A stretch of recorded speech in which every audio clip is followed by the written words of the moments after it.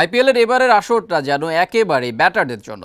এই আসরেই দুবার দেখা গেল সর্বোচ্চ রানের নতুন রেকর্ড। আইপিএলে সর্বোচ্চ 5 সংগ্রহের 4টি এসেছে এবারের আসরে।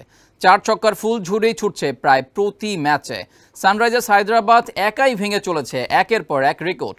দিল্লি ক্যাপিটালসের বিপক্ষে ম্যাচে 6 ওভারেই তারা তুলেছিল 125 রান। 4 ছক্কা হাঁকানোর ব্যাপারে তাই আইপিএলে সবার চেয়ে এগিয়ে আছে হায়দ্রাবাদের ব্যাটাররাই।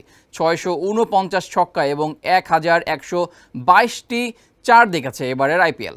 দেশ সেরা প্রযুক্তিপূর্ণ শপ স্টারটেক আছে 19 আউটলেট ও 64 জেলায় ডেলিভারি। Visit startek.com.bd। ছক্কা হাঁকানোর দিক দিয়ে সবার উপরে আছেন সানরাইজার্সের 2 ব্যাটার। হেনরি ক্লাসেন হাঁকিয়েছেন 26 ছক্কা।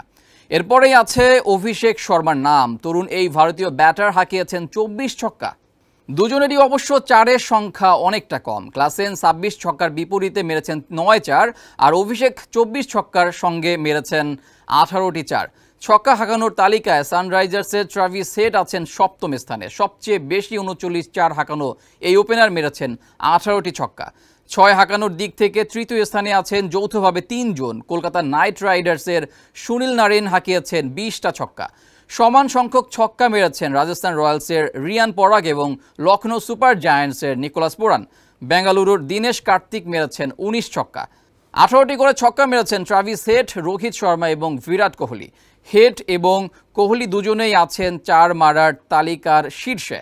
সর্বোচ্চ 39টি 4 মেরেছেন হেড, আর কোহলির ব্যাট থেকে এসেছে 36 4। 30-এর বেশি 4 মেরেছেন আর দুজন। কলকাতার ফিল সল্ট 4 হাঁকিয়েছেন 31 বার, আর রোহিত শর্মা মেরেছেন 30 4।